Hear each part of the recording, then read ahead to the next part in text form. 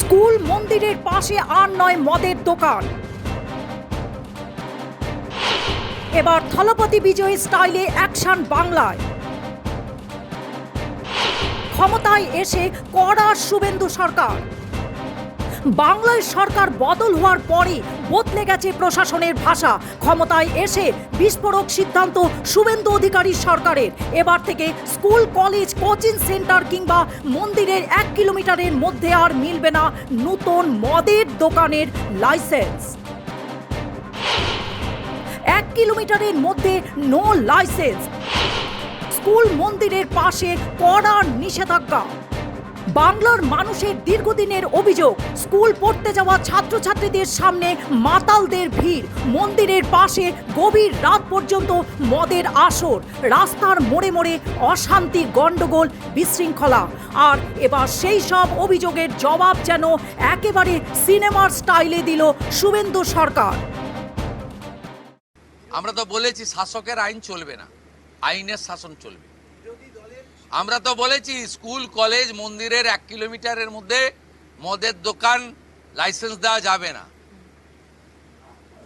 এই সরকার অন্যভাবে চলবে, চিন্তার কোনো কারণ নেই।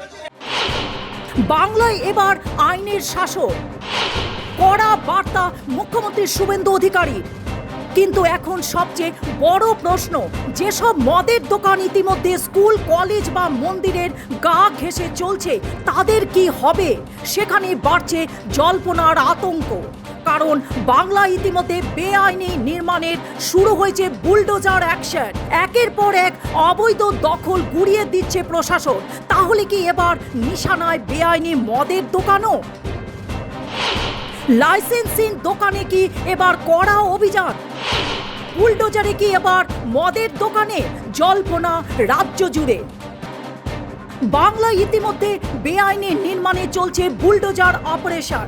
তাহলে কি স্কুল বা মন্দিরের পাশে থাকা বেআইনি মদের দোকানগুলো এবার একই পরিণতি হতে চলছে? যদি সরকার এখনো পুরনো দোকান ভাঙা নিয়ে চূড়ান্ত সিদ্ধান্ত জানায়নি, তবে প্রশাসনের কড়া অবস্থানে আতঙ্ক ছড়িয়েছে বহু জায়গায়। এটাই নতুন বাংলা, কঠোর প্রশাসনের বদলের বার্তা।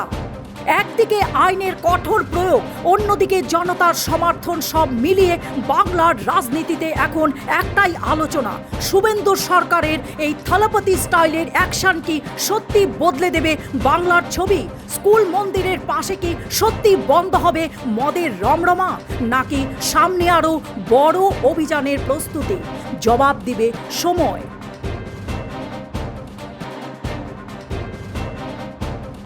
News desk report, global news network.